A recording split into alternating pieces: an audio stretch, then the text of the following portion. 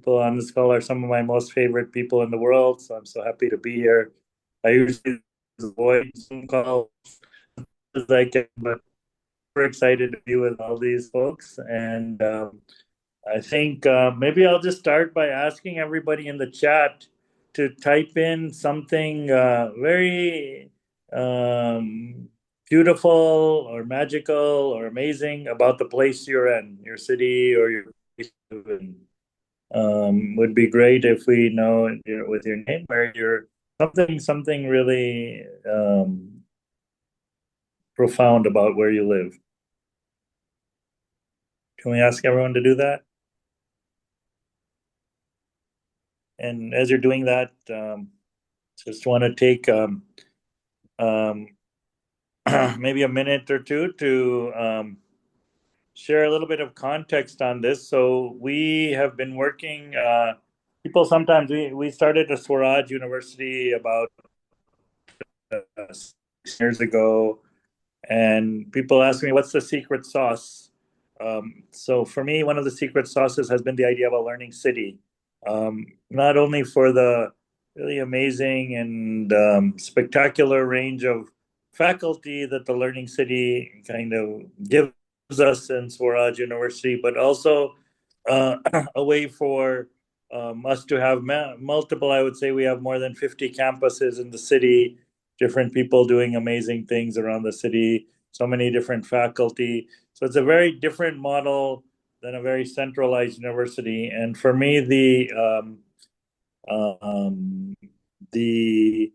idea of the learning city, the initial idea came from actually something I'd read from Ivan Illich many years ago, and saying that a fundamental shift that we have to have is from seeing education and learning as a funnel, like a funnel that you put oil in and it gets filtered through that, to actually a web, lots of different spaces and deep context and relationships in a web. So that kind of set us off on this journey to build our university around the learning city. And I think that we were involved. It was very interesting. Around more than 20 years ago, there was a friend in the UK, Norman Longworth, who wrote a book about learning cities. But the feeling was like the focus of that is really on like tech. It was just like an excuse to talk a lot about technology, and also a lot of things, like teachers, they started calling them learning facilitators, or they just changed the names, but the kind of context and the focus was still more or less the same. So in Udaipur, we've been doing a lot, and it's been wonderful to see so many friends. Wu and Rowan have also been to Udaipur. Yayo has also been to Udaipur. So I think it's in a very beautiful co-learning relationship. And this year we're planning to launch a book around learning cities experiences from people in the Ecoversities Alliance. So very different from Norman's work, but really looking about how the learning city can be a very deep part of your creating your own ecoversity or your own alternative university. So with that in mind, I want to maybe invite Rowan to kick us off and share some of experiences from London as the learning city. So welcome, Rowan. Thanks, Manish. Welcome, everybody. Yeah, it's a real pleasure to be here. I visited Shikshan Sir in Udaipur in 2015 and got to experience a little bit of what it was like to be in Udaipur as a learning city. And since then, it's been really a dream to figure something out similar and also different in London. And just a little story to kick us off. I was a mainstream teacher for a couple of years. But when I was 15, I went to school in London. And I had a friend who was from Lebanon. And he came as a refugee, but he'd lived in London for 5 years, from age 10 to 16, 6 years. And we went to school about 20 minutes walk away from the River Thames, which is this incredible river. It goes right through the middle of the city. It's like the the vein, the blood vein that carries energy across the city. And I found out at 16 that that in his whole life in London, he'd never seen the river. And I was shocked because I used to cycle to school and cycle across the river, and every day see the sun rising across the river, the reflections on the water, everything about this river felt so alive. And I was shocked that he'd never been. So that weekend we walked to the river and went down to the riverbank. The tide was low, and there were birds like cormorants diving into the water. And it was the very first time he'd seen the river. 15 years later, I started teaching in a school just a few minutes away. And I was teaching Arabic. And the lesson was about cities. And I put a map of the river, and I remembered my friend. So I asked the class, I said, "Oh, how many of you have seen the River Thames?" And it was a class of 15. And out of 15 children, 5 of them had never seen the river. And this is again the blood flow of the city. And all of these kids were born and bred in London.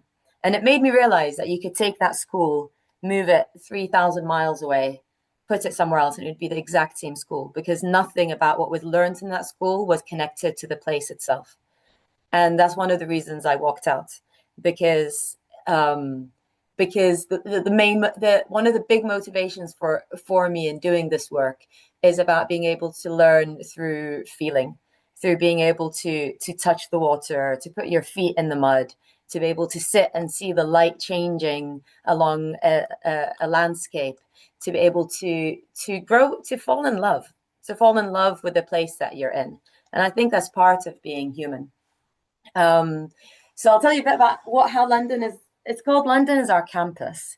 And the idea is, so I've been working, like Yayo said, with Free We Grow, which is a learning community for children aged 5 to 12.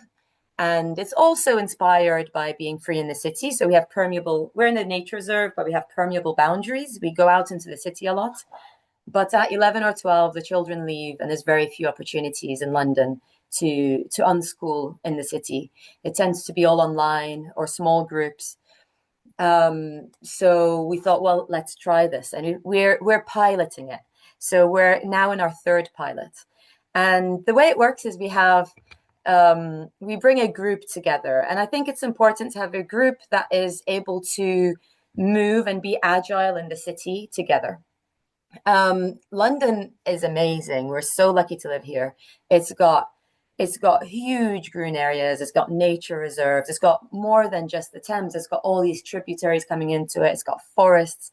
It's got marketplaces. It's got people from every country in the world who speak every single language. It's got artists and musicians and tech people, and the entire world is bustling and bubbling. So the idea is to be able to open that up, to learn in relationship with it. And one of the ideas that we're trying to get to is this idea of disenclosure. So in England, 800, 900 years ago, the land was enclosed and it became private. So rich people took the land and said, this is ours. And everybody else was pushed into smaller and smaller and smaller places. And then that happened through colonialism around the world. Everything became private. And the idea with disenclosure is that we're looking to map everywhere in London that we can already be for free. So that can be everything from libraries and parks, but also to community centres, to artist studios, to sometimes even commercial places like bookshops, so places where we can meet for free and we can engage in the city for free. So we run through pilots, and it's currently our 3rd pilot. The first one was 8 weeks long. The second one was 10, and this one is 15 weeks. And we have 12 children. I say children, it's actually also intergenerational. So the idea is you're able to participate so long as you're able to travel independently in the city. So our group has varied from 11 years old to 26 years old. And everybody comes together and we identify a place to meet in. And there's no shortage of places. And And over the 12 weeks or 15 weeks that we're together, we go through 3 phases. The first phase is just getting to know each other and getting to know the city. So we find a place to meet, and actually what we do is we play. We just play in the city. We get to know each other. We run around. We run around the streets, the walls, the trees, the playgrounds. We do loads of games where we explore freely. So, for example, one of our favorite games is taking turns, where one person will lead us anywhere that they want to go, and we follow them. But in those first few weeks, we're just open to noticing what is there that attracts our attention. And we gather in circles in the beginning and at the end to share the things that attracted our attention. So that could be something spontaneous that happened. It could be noticing that, oh, I was thirsty and there wasn't any water, but I found these water fountains. Where can you get free water in the city? Where can you get free food in the city? One of the very few rules that we had, and this is very much inspired by my time at Shikshansa, is that we don't spend any money when we're together. So the idea is that you should be able to learn for free. So we don't go around paying to go to museums or galleries. We find free things to do. And in the first few weeks is understanding how to travel safely, especially for the younger ones. Coming up with group agreements to be safe together and to feel good together, and sharing our curiosities. So that's the first third of it. And the second third was a big question about whether to do this or not. And in planning it and talking to young people, it really felt that everybody wanted this. And that's that we identify an inquiry. So the second phase, we choose something that we're all curious to explore together. So in the first pilot, what happened is the first day we met at, if you know London, on the South Bank where Waterloo is. And as soon as we met, one of the children said, "Oh, there's a playground. Can we go there?" So we went to the playground and we played. So the next time they said, "Oh, let's visit another playground." And by the time we got to a third of the way through, they were like, "Oh, let's visit all the playgrounds in London and compare them and see what they're like." So our inquiry in the first pilot was exploring playgrounds and what are play spaces like for young people. What makes a play space great for teenagers or for younger children. The second time, our second pilot, on our first day, we ended up in an abandoned building. A friend of mine was living in an abandoned building, and we all went there. And the young people ended up running around this building in central London that had 120 rooms. It was an old student accommodation building that had been abandoned for 4 years. And they ended up playing tag up and down a building with 120 rooms, at the same time noticing there are homeless people outside. And yet there were 120 rooms absolutely empty that they could run around. So the second time, the inquiry was around visiting as many abandoned buildings as we can to understand why there are abandoned buildings in London. How are they managed? What makes them abandoned? What are the rules around trespass? And what are the rules around squatting and meeting squatters and understanding what that underbelly of the city is like? So yeah, the first third is just getting comfortable in our skins, agreements, and play. Play goes through everything. And then the second section, we identify something that we all want to inquire, and that then helps us figure out where our next trip is going to be. So we plan out our next trip together during the week, and then we find abandoned buildings or playgrounds to go to. And then the last third of it is our harvest. So and in that we consolidate. What have we learned? How might we want to share it with other people? And that can look like anything.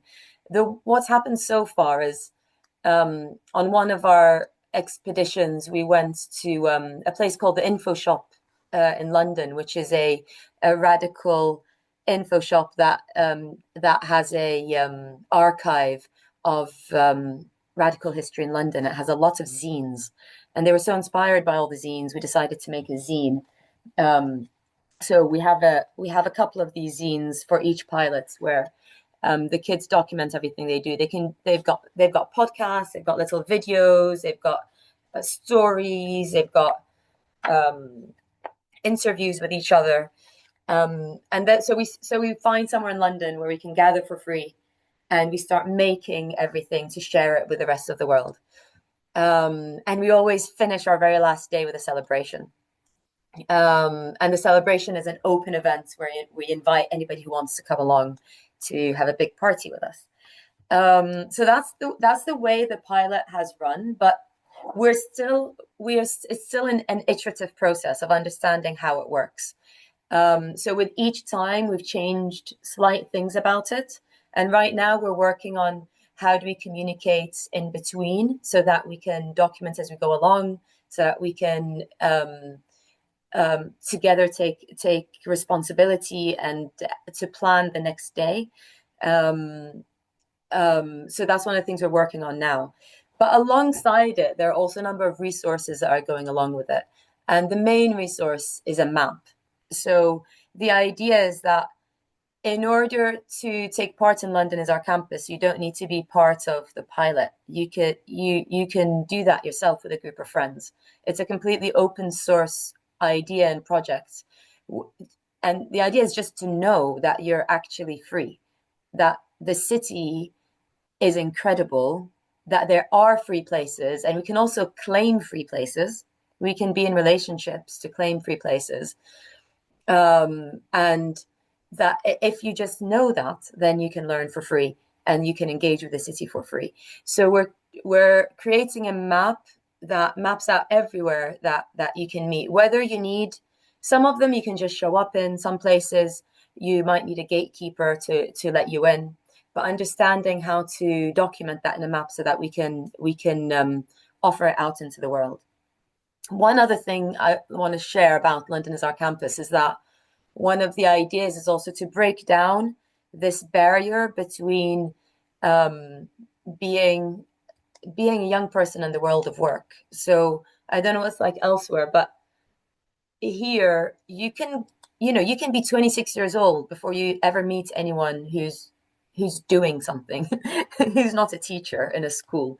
You don't have many interactions with people who are doing all sorts of all manner of jobs.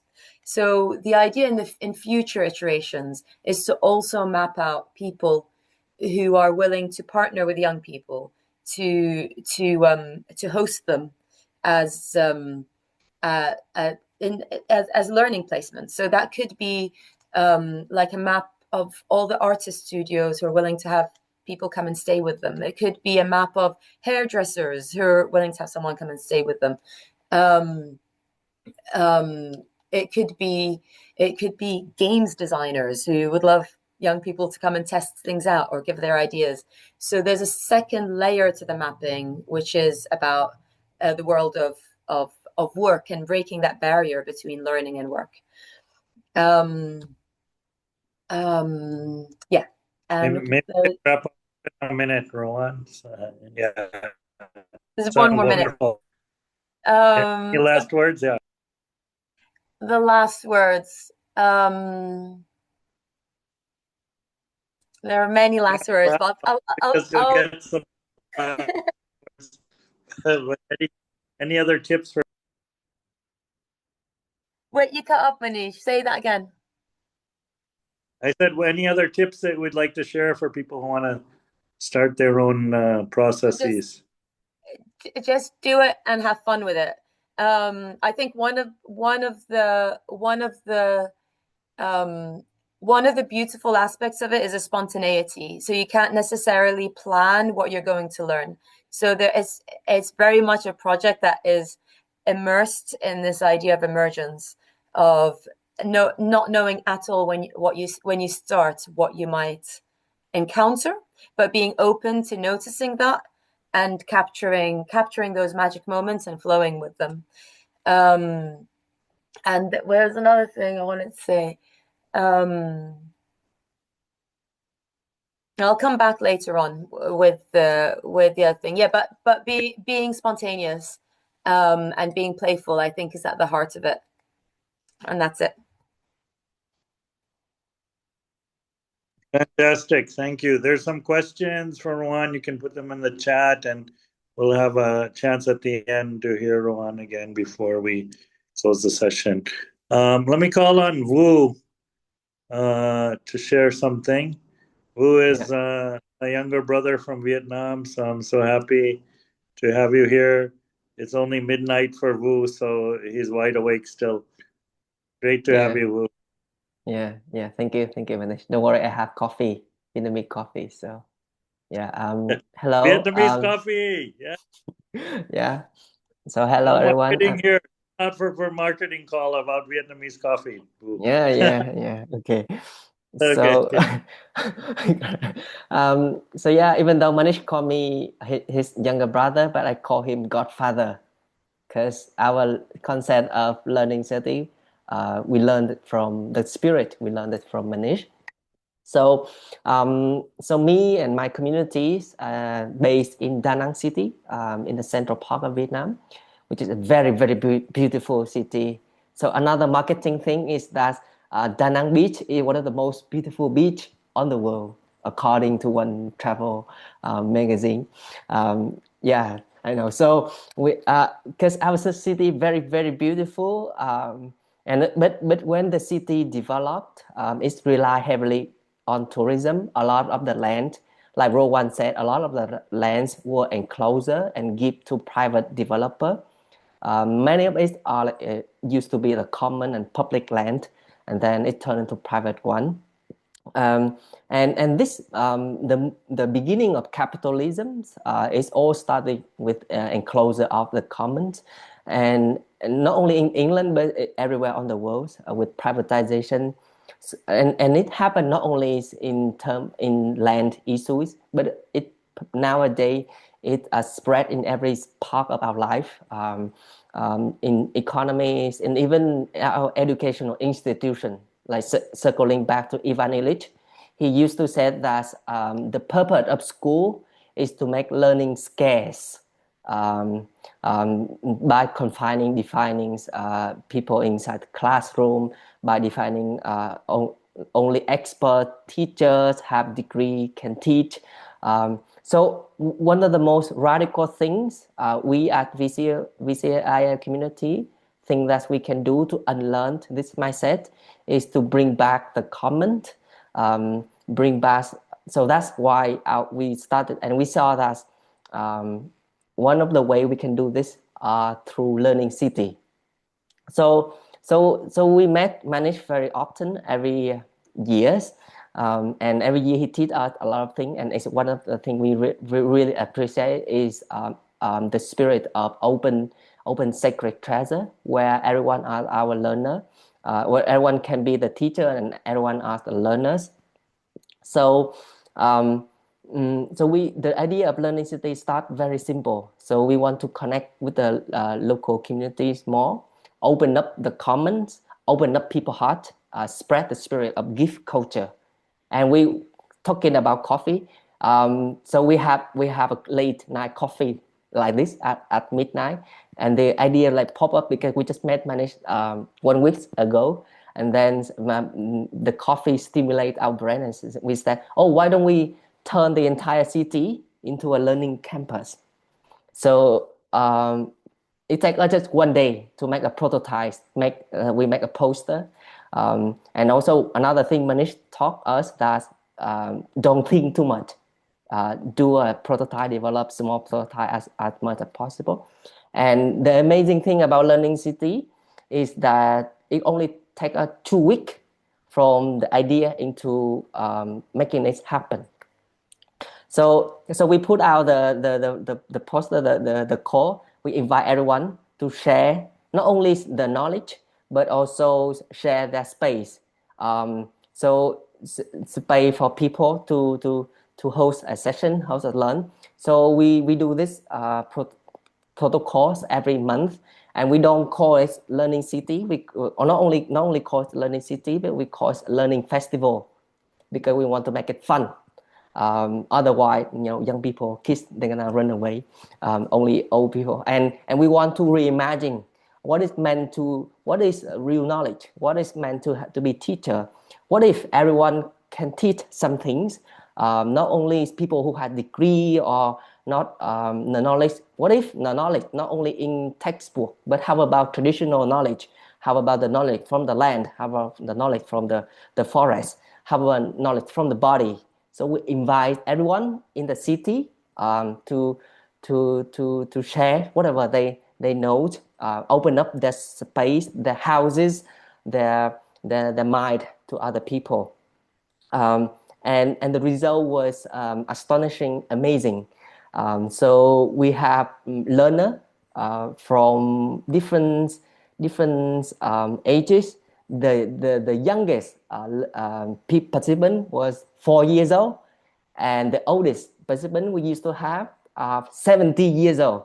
Because everyone are learners, everyone are curious, have something to learn from each other, and everyone need a space to have dialogue, to exchange knowledge.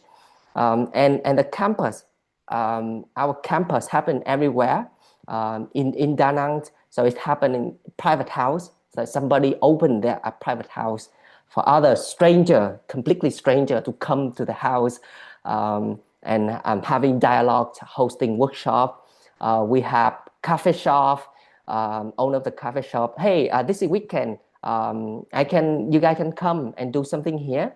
We have learning city happening public institutions, or sometimes it happen on the beach. Sometimes it's happen in the forest. So the campus are everywhere, and every corners can become a classroom. So it's completely transformed our definition of education. It's break our cage, our confined mindset about a classroom. And the second thing is we invite everybody to share whatever they know. Everybody can be the host. So not only is people have certain kind of knowledge. First of all, hosts can have some experience on a certain kind of knowledge. For example, somebody have really good knowledge on coffee, roastering. That person put out the workshop, the session, to share about the coffee. But it doesn't have to be that way. The host of the learning session doesn't have to be knowledgeable at all. Or you can have somebody can have a concern, want to invite everybody to come and share their knowledge, or somebody just want to relax together, want to sit together, share the heartbroken story. Somebody want to share their love story. They gather together. So this open up a different imagination of knowledge. So knowledge doesn't come from the textbook, but knowledge from the collective. So and from the people, from the experience, from the land. So somebody we're putting out the session. Hey, I want to explore the forest together, but I don't know how. So I want to invite everybody to cycle with me to the forest. I invite everybody to go to the beach together, just walking around, wandering around, observing things. Because we live in the city, but many times we forget those local sacred treasure, and especially like in many places, like in smaller city, Da Nang is just the population is just 1 million people. It's not the capital, or also not the biggest city. So many young people, they want to leave this city, go to bigger city, and they would ignore all of these rich, diverse knowledge in the local area, and by inviting different kind of knowledge into this space, so we able to open up a lot of treasures that people miss. So what else? So So I want to share some photo. This is not the slide. Manish, I know Manish hate PowerPoint, so this is just some photo now.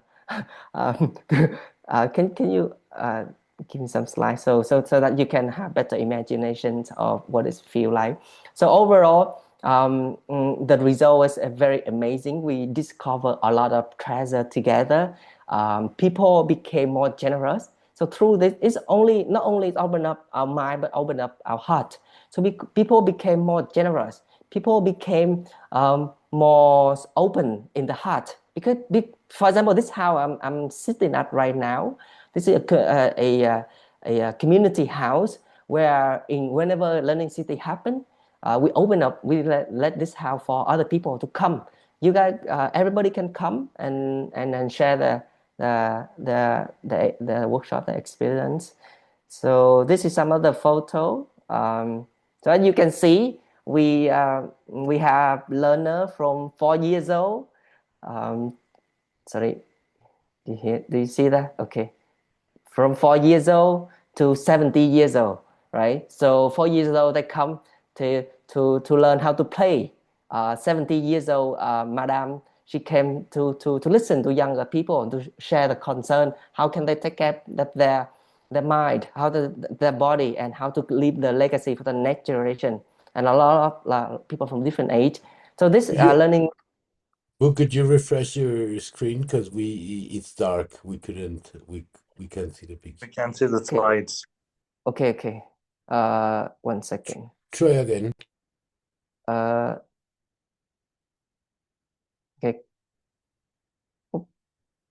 Wait, hang on.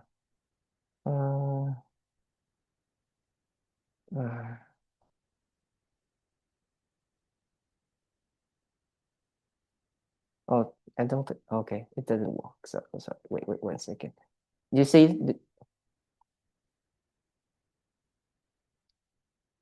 okay, do you see it now? Okay. Yes, there you go. There you go. Yeah, see, you see, we have little kids and very old people. We and learning, and the classroom happen in the cafe shop. Even the business owner, like, they're very willing to share their recipe, their secret of running business. It's not so knowledge. It's not something to hide, but knowledge became the common. And people, and some people, like, just want to experiment new thing. Bring people around, walking around the neighborhood, and noticing what's happening in the local area. Be more mindful about our life. And even some people, oh, I want to explore the local area, but I know nothing. Then people come on a treasure hunt together. Together they find a local master. Like, for example, in this image, this man is the grandfather who had deep knowledge about the local culture, about the sea, about the fishes. And people just, hey, I know this man. Let's come together, learn from him. That's simple. And one friend, like, invite his mother to teach everybody how to make a traditional dessert, right? Who said that your mother and your father cannot be a teacher?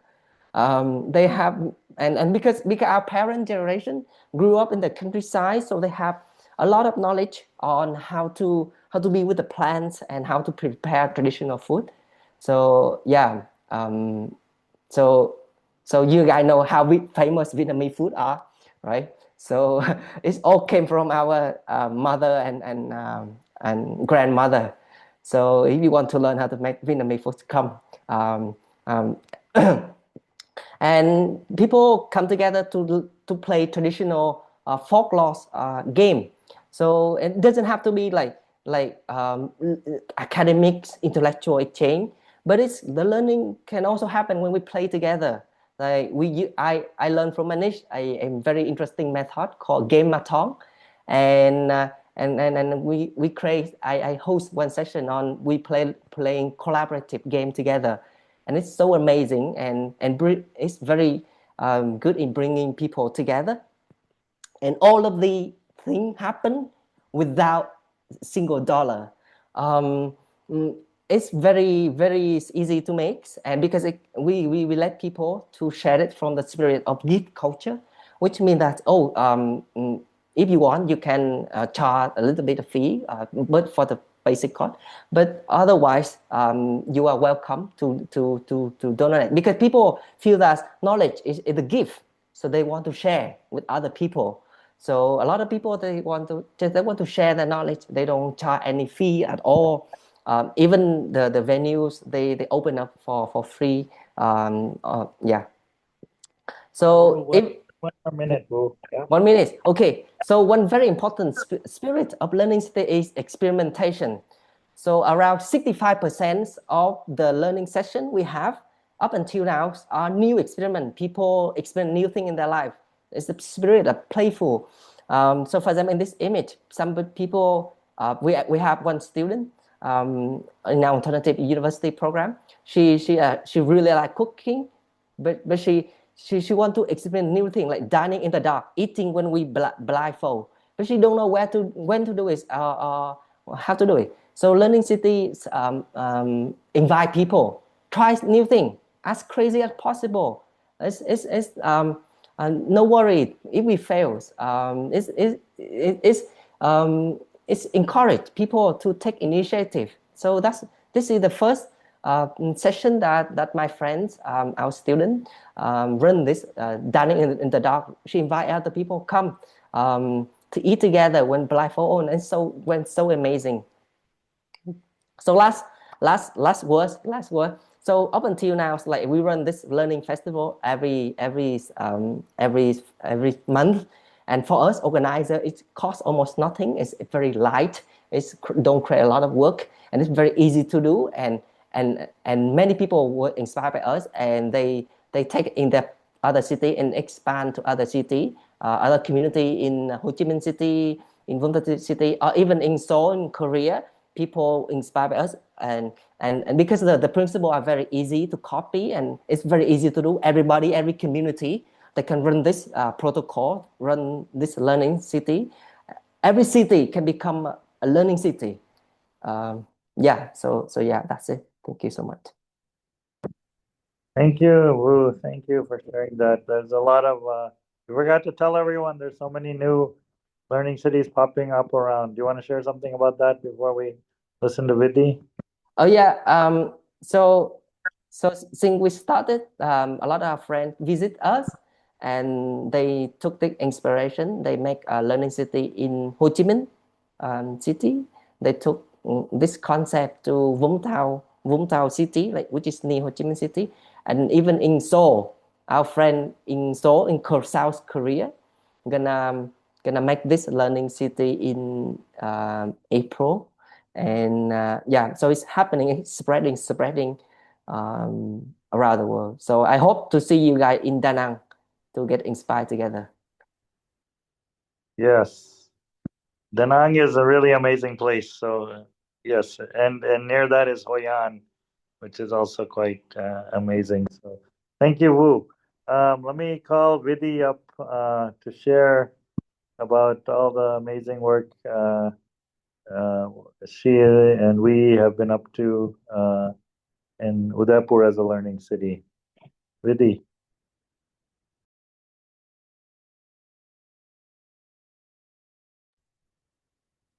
Namaste. I'm very happy to be here to talk about something that's very close to my heart. We started Udaipur as a learning city nearly 25 years ago. And for me, the underlying premise of starting Udaipur as a learning city is that I truly believe that it takes a village to raise a child. And you need to actually create different kinds of ecosystems for your children and for yourself to grow in a city. When we first moved to Udaipur many years ago, we used to meet a lot of young people, and they used to say that, oh, there's nothing in Udaipur. We need to, if we want to learn something, we need to go to a bigger city. We need to go and get a job in Mumbai or Delhi, or get a better kind of lifestyle. We need to be in a bigger city. And Udaipur is just a small little city, and there's really nothing to learn from that. So that really triggered a lot of questions in our mind, because we had just moved to Udaipur and we were really, really looking forward to, creating a beautiful learning city called Udaipur as a learning city. So when we first went to Udaipur, we decided to play a game in the city. And the game was called a treasure hunt, which was just basically going and meeting all the amazing people of Udaipur and inviting them into a learning process. Udaipur as a learning city was started by many different kinds of people from all walks of life, but we wanted it to be a creative city. So we wanted to go and personally invite people to come and share their knowledge, their skills, their gifts, because we believe that every human being is beautiful, creative, and can share a lot for each other. So when we first started exploring the city, we would just go and try to find all the interesting artists, all the interesting musicians, all the interesting chefs, and all the people who really mattered to make this city beautiful. And we realized that most of those people had actually not learned in school, but had learned from their own growing up, from their own time that they spent in the beautiful ecosystem of Udaipur. And they really wanted to share their gifts with other people. So we did a treasure hunt and we made a beautiful map of Udaipur. And we realized that the city was blooming with creative people, people who wanted to share their knowledge with other people. And because we really didn't want to create a schooling city, we wanted people to go and learn from the creators of knowledge. So if you really wanted to learn about farming, we wanted people to be mentored by farmers rather than going to an agriculture college or going to a degree, getting a degree in farming. And so we actually went and found all the amazing farmers of the city, all the amazing healers of the city, all the grandmothers of the city who had been for generations looking out for young people to come and do the kind of work that would make Udaipur a beautiful city. One big question we had when we moved to Udaipur was that people said, oh, Udaipur will become a Venice in a few years. And we said that no, the dream for us is to keep Udaipur as Udaipur and not turn it into a big mega city like Venice or any big city like Mumbai and Delhi.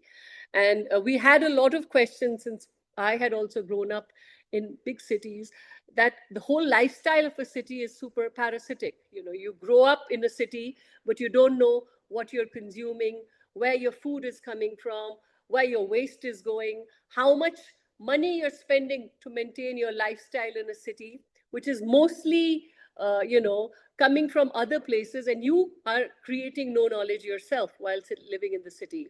So we actually decided that the whole process of Udaipur as a learning city would start with questions in people's lives. What kind of a city would they want to live in? What kind of a future would they want their children to have in this city? What kind of public spaces would they like to create so that their kids can grow up without having to, wanting to run away to bigger cities? And Udaipur is a beautiful city because it's full of lakes, it's full of beautiful mountains, and we are surrounded by tribal villages. So there is a lot we can learn from that ecosystem.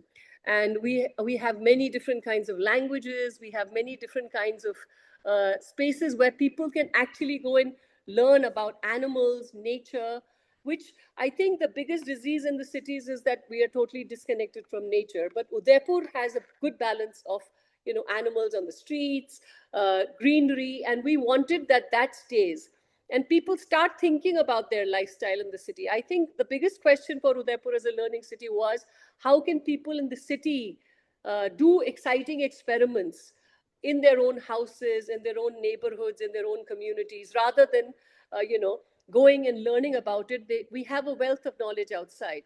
So there's a very beautiful, when I talk about Udaipur as a learning city, I always talk about this mentor of ours, Dayal Chandji Soni, and he said that true democracy is when you can choose your own teachers. And so we actually opened up a whole directory of learning resources for people, where people could go and learn for whatever they wanted to learn. If they wanted to learn about music, they could go and visit different musicians, they could go and visit different art galleries, they could go and visit wedding ceremonies where music was always happening, and celebrate festivals in a way that was not, just going and coming, but celebrating it in the spirit of ownership and leading a beautiful process of community living in it. So when we first came to Udaipur and we started uh, coming to meet people, we invited a lot of young people, and we said that we would like to support young people to create different kinds of learning spaces in the city. And we created a kind of an incubation for a livelihoods, where we invited young people who were interested in waste to come in space, create spaces so how we could manage the waste that the city is creating, or someone who was really excited about healthy food or cooking. How could we help them set up an alternative healthy food cafe? Or someone who's interested in organic farming, how could we help young people start organic farming or organic food stores? And I think a lot of that has grown, and a lot of people have got inspired that there is so many exciting things can happen in the city. You don't really need to go out looking for solutions. One of the, I think, very important things about Udaipur as a learning city for us has been that we have been able to do a lot of, as Wu and Rowan have been talking about, a lot of our activities are based on gift culture, where a lot of people have gifts to share, and it can be done with using the gifts that are already existing in the community, the real wealth of the community, rather than just transacting with money. So we run cafes in which we don't have a bill. We say pay as you wish, and people can come and share their recipes and do lots of exciting experiments around food, around healthy cooking. We have experiments where we can do a lot of free cycling. Like we started this thing called the Darya Dil Dukan. It's called the Shop of the Open-Hearted, where people could come and place things that they're not using, which are in good condition, and people could take it and share it with someone else who they thought could use it. So a lot of experiments around gift.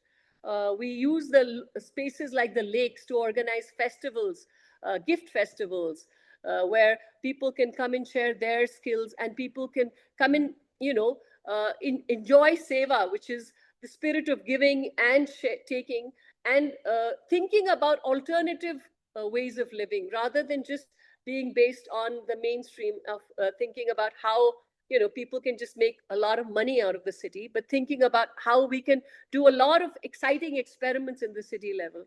A lot of our young people in Shikshantar started rooftop farming, for example, creating herbal gardens in people's gardens, because people don't even know where their food is coming from in the cities. So how do you connect deeper to the farmers who are growing your food? Or how do you connect to healers in the city? We realize that most of our grandmothers have a wealth, abundance of knowledge, which is not being, young people who go to school actually don't even value that knowledge because they think that those guys are backward. But we realize that our greatest wealth are our grandparents, our grandmothers, and they were invited in this whole process, and they we organized a lot of food festivals where people came and shared recipes with,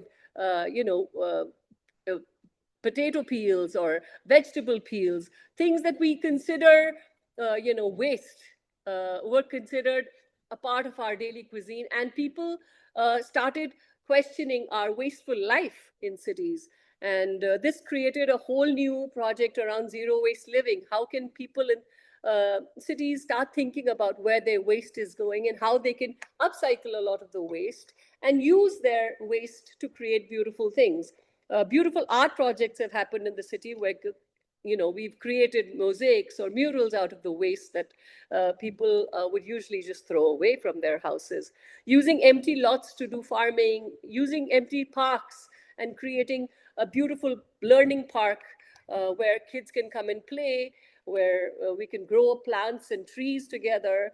A lot of projects like that have happened in the spirit of gift, where people have said that please come and use our space, and we will be happy to share, different kinds of things like that. I think Hey, one more my minute, please. Huh? Yeah, yeah. My Thanks. my true learning in Udaipur as a learning city is that if you open your heart, your city as an invitation for experiments, for mistakes, for different kinds of crazy ideas, a lot can emerge. We have to unlearn all that shit we have in our heads about, that you need to go and learn from so and so to be able to be, able to be qualified in your life. And anyone can be your guru, and anyone can teach you about how to live a happy, sustainable life.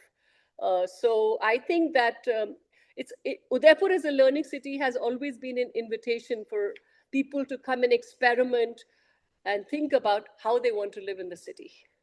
That's it. Thank you so much, Vidhi. Yeah, wonderful. Your speaking brought back so many memories for me too. Thank you. So we have a few minutes left. Is it till 11? Is it 5 more minutes, Ayo? We have 16 more minutes Oh, until 16. the until past God. half past the hour for Abundant. us, and the hour for India. Okay. So I just wanted to ask, we have a friend here, Ashik, who is also running Trishur as a learning city. So Ashik, we don't have a lot of time, but maybe like 3-4 minutes, you can share a little bit of what one of the experiments you've been up to there that you just mentioned here, and then we'll have about 10 minutes for questions and other sharings as well. Yeah, Ashik. Sure, sure. Thanks. Yeah, thanks, Manish Bhaiya. Hi, Vidhi. Hi, everyone. Yeah, my name is Ashik, and I'm from the southernmost part of India, from the state of Kerala. Um, and like our city is like it was a small town when I was growing up, and now it's growing into a city. And no, along with it, it's also bringing the problems and perils of a city. And for us, this process began in 2020 when COVID happened. So, like intellectually, like all of us like knew that, like, or know that for all the global problems, the solution should be local, or it should be in localization and so on. But when COVID happened, when the lockdown happened, like it was very real for for some of us, and that's when we started working towards this initiative of like how like can community be a response to the global crisis? Can gathering, collectivizing in the locality be a response? And so on, and like and building a culture of lifelong learning, and through that, working on an active citizenry, be a response.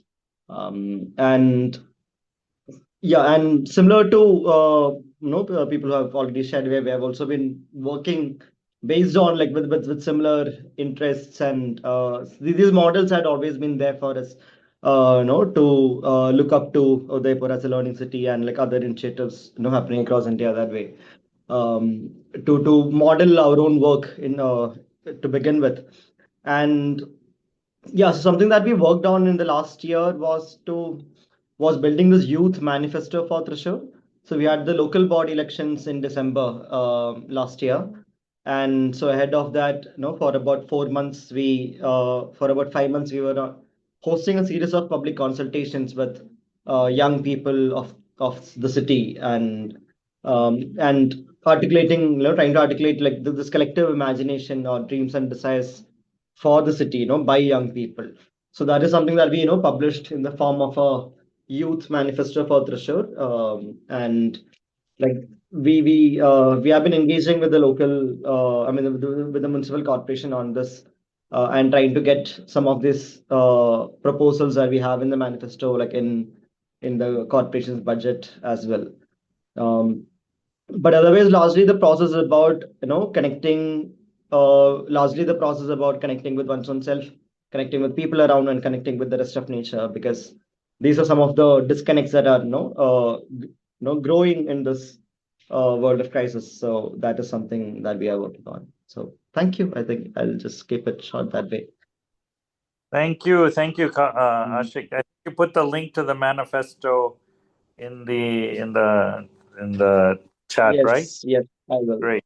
Yeah. So And let's then make thanks, Manish, for inviting me over and share, creating yes, the space of to course. share. Yeah. Yes.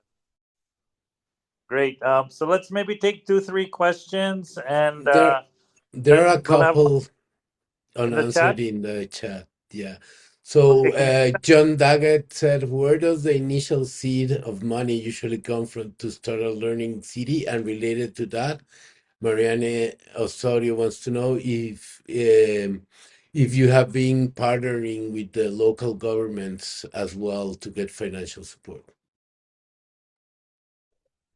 I can answer for our example. To be honest, our very first pilot was run fully on gift culture.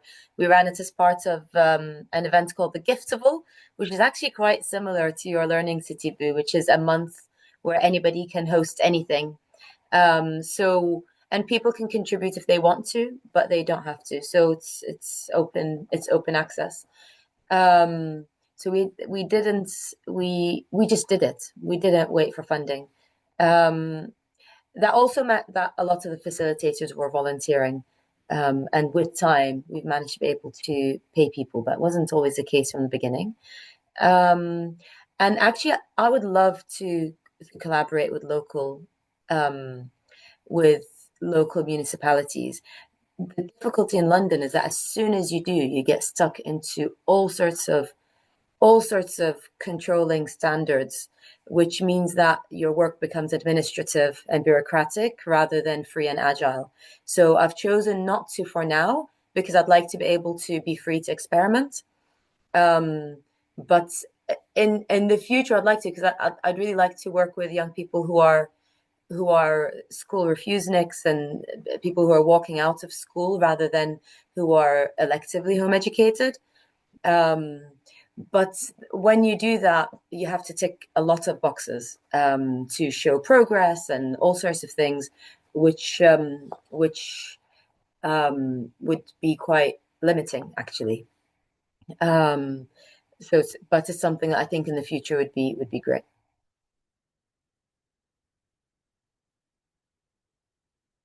I don't know, Boo or Bidi, if you want to add something to that.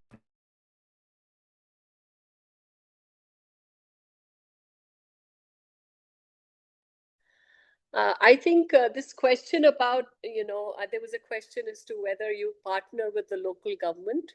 So I feel that a lot of our work has actually been to use spaces that are public. And for that, we don't really ask for money, but we use those spaces and we take the permission of the state and see that, how can we use it in a way that it could be accessible for everyone. In Udaipur, we have a lot of these places which are very touristy and which involve a lot of money to participate in. So we've been able to talk to the administration, even to the bureaucracy, and try to get people from the city to actually visit these places, which would otherwise cost a lot of money. So there is some kind of partnership.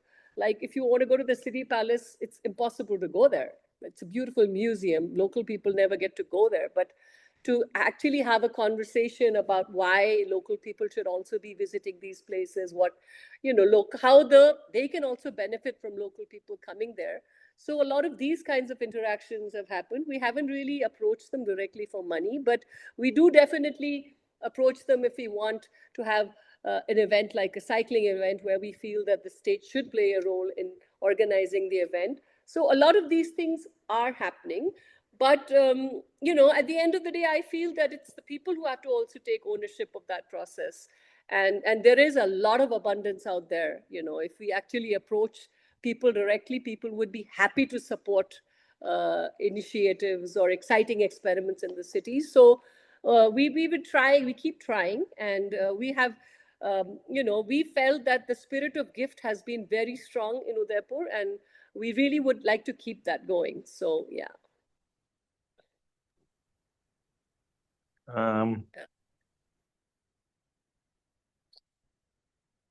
More questions, guys? I have a provocation for you three. So I live in a very touristic city that now is in fashion. So it's being a problem now for resources. Like the scarcity of water is very, very hard. in one hand, and in the other hand for local people, and in the other hand the tourist industry get water for free in Oaxaca, Mexico.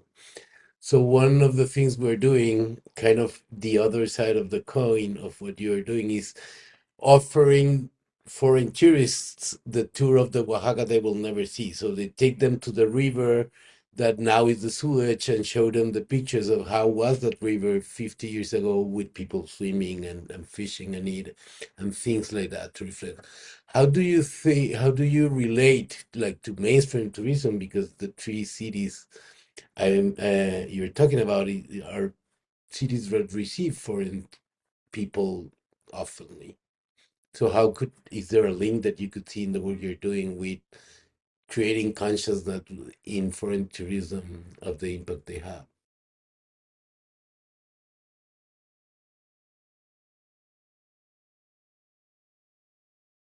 Yeah, that's a great question, Yayo. And well, I just want to also say Yayo has been a part of one of the founders of Unitierra. So they've done a lot of work also.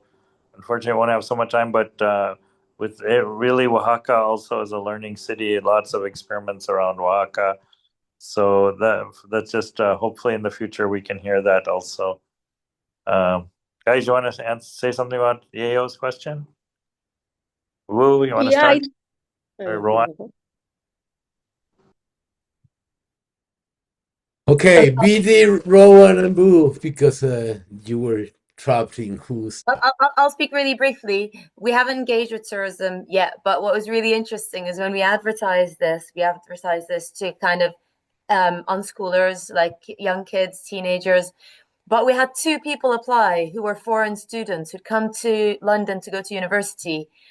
And after university, they were like, "Oh, I don't know anything about the city, and I actually want to learn something." So they applied. These were the older people who applied for us.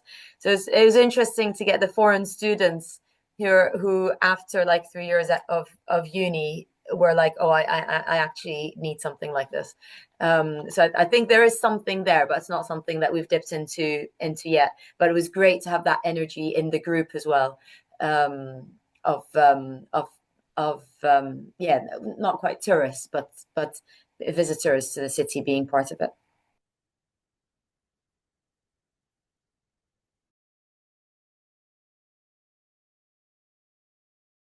You mute yourself.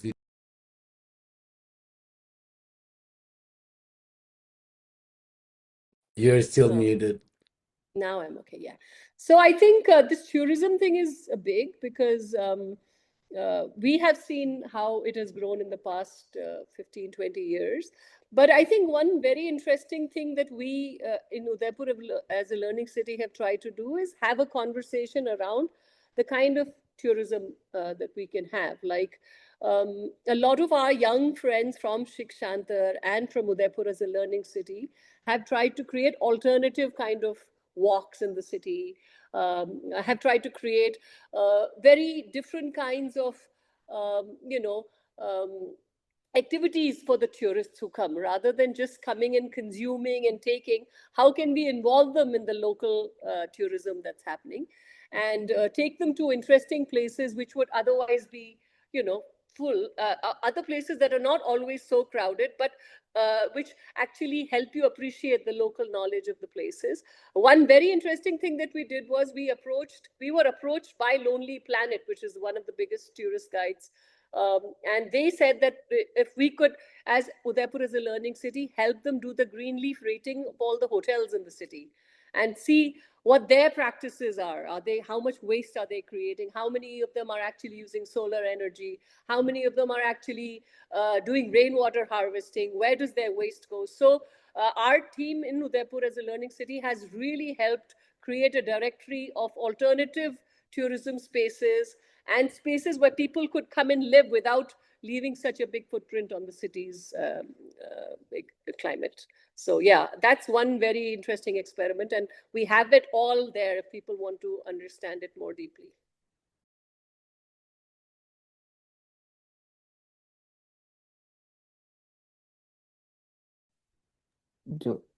Manish, I didn't really get the question. Like, can So somebody if you recap the question? Yeah. if there's any activity that you're doing like to like engage with foreign tourism about the impact they are doing, no, or how Vidi was saying, how to like invite the mainstream tourism industry into be more conscious of their impact. Okay, got it. Well, um, Da Nang is, as I mentioned earlier, so it's heavily relying on tourism. So whether we want it or not, there's a lot of tourists, traveler walking around. And one interesting thing that we observe when we do this learning city, we can engage with diverse people from diverse places. Even because we do this in the weekend, so even people from other city, they flew to Da Nang for 2 days just to attend our learning city, because they want to know about the approach, but they also want to know about the local area. They want to meet the local people. They want to learn about local wisdom, and not only Vietnamese, but I show some picture. There's Korean, there's a lot of some foreigner who got to know our activity, and they're very curious. And most of them, they want to have a deeper understanding about the place, the city. So we had a different walk, like we bring people to local master, create a local, like at VD says, a different walk to explore different corner of the city, and it's very helpful for travelers. We can able to attract a certain number of traveler and tourists like that. So it's quite helpful for them, and it's quite attractive for them. That's what I can say. Yeah.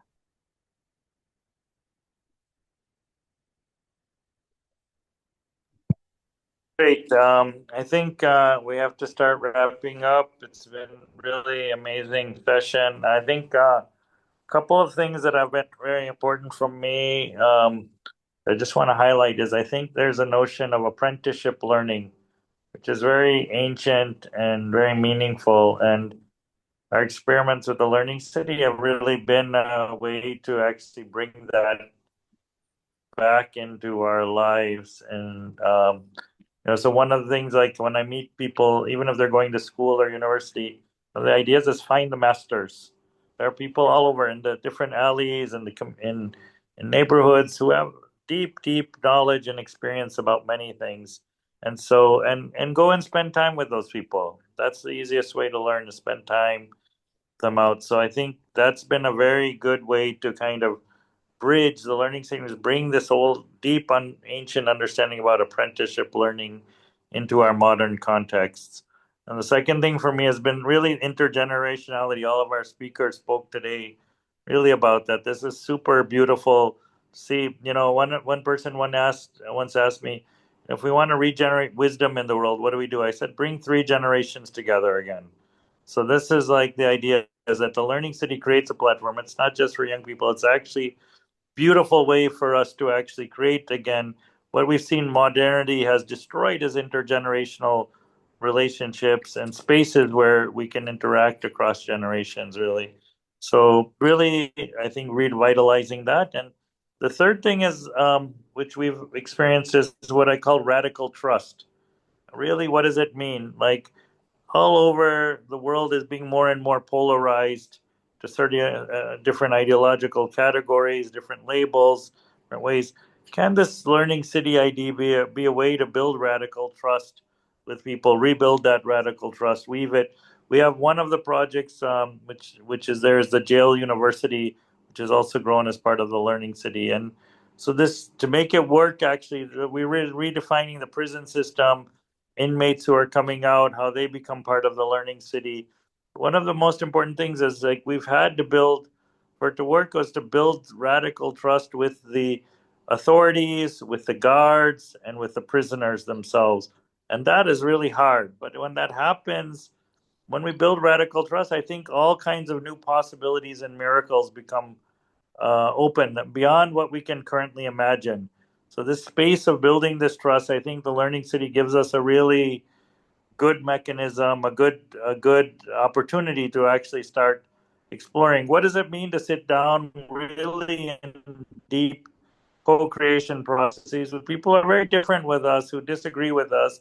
Can we start to heal and rebuild relationships like that, trust again? So I think this is super exciting edge for me, at least personally, in the Learning City. And I said is like, if we want to build ecoversities, if you want to build alternative universities, you don't have a lot of money, the Learning City is the best way to do it. You can when Riddhi mentioned the treasure hunt, we can within 4 hours you can find 10, 15, 20 faculty who can be part of your university, your ecoversity that you want to create. So there's lots of talent, lots of amazing people all around us. We forget about them because we've been now almost conditioned to look for the big stars, the big people. But there's so many people who are really amazing, beautiful, deep knowledge and wisdom all around us. So I think there's a saying, the white teacher who brought the pencil also brought the eraser. So I think Learning City is an idea to start unerasing what's been erased, start seeing things, smelling things, tasting things, sensing things that are all around us. And I think that the last thing I just want to say is that the question of urbanization, which Yeo was starting to allude to a little bit, is very critical. Like, urban cities are monsters in a sense. They're sucking up a huge amount of resources. They're creating a tremendous amount of ecological damage. And so I think the idea of learning cities means that we're trying to engage with them. A lot of people would like to escape and go to rural areas, which is wonderful, set up eco villages, wonderful. But how do we engage with this thing that has been created that is so unsustainable, so oppressive in so many ways? Can we start to find new paths, new local solutions in front of that? I think that's what the Learning Cities approach is also inviting us to think about. So, as I said, we're working on a book. I'd love to invite you. Hopefully, next year's rec will be able to launch that book. Rowan has already written for it. Wu has already written for it. If you have stories, we'd love to have your stories with us also around that, and hope to keep the dialogue. You're all invited. I'll speak on behalf of all of our speakers. You're invited to London as a learning campus, to Da Nang, to Udaipur, to Thrissur, to Oaxaca. So many beautiful places to come and experience. So thank you all for being with us today, guys. And I hope that we can keep co-learning together,